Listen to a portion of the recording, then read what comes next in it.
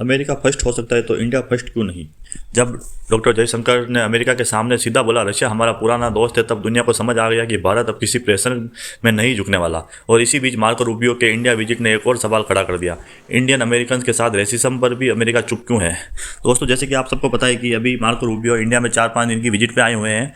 तो कल एक प्रेस कॉन्फ्रेंस हो रही थी, उसमें पहले तो जयशंकर ने कहा कि रूबियो के सामने कि रशिया हमारा दोस्त है। पहले आप ये 30 सेकंड की एक देखिए video.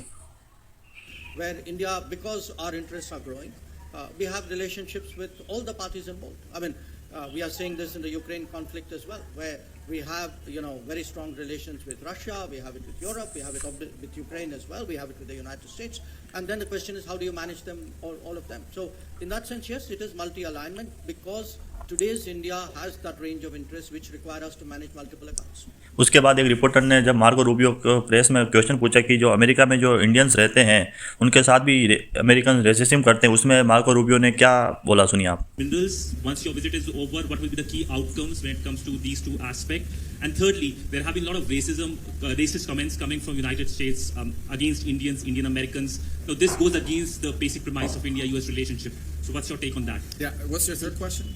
On lot of comments, racist comments coming from US. That of course, who made those comments? We all have seen those comments, sir. We have seen endorsement of those comments.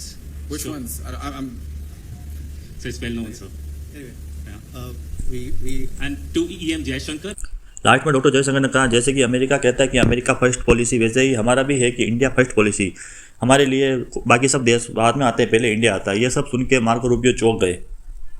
as America first. Now, where we are concerned, we have a view of India first. So both of us are obviously driven by our respective national interests. There will be many areas. तो दोस्तों, Marco Rubio को India क्या दिल दुखाने के लिए बुलाया है या किसी काम से, मुझे तो समझ में नहीं आ रहा। तो आपको क्या लगता है, इंडिया में मार्को रूबियो को सही ट्रीटमेंट मिला या गलत? इन सभी में आपकी क्या राय है, कमेंट में जरूर बताइएगा।